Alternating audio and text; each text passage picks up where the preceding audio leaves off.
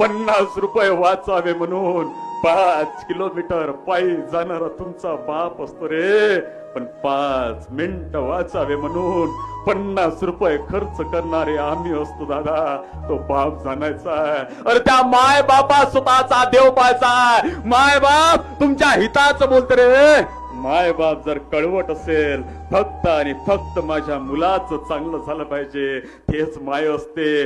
तुमचं सर्वांचं सुख त्या माय बापापाशी आहे हो. त्या माय बापाच्या पडेल दादा तुमचं सुख नाही आहे. त्या माय बापाचं नाव उज्ज्वल करण्यासाठी दादा आम्ही शाळेत शिक्षण घेतो, पण नाही आम्ही आज शाळेत शिक्षण घेत नाही.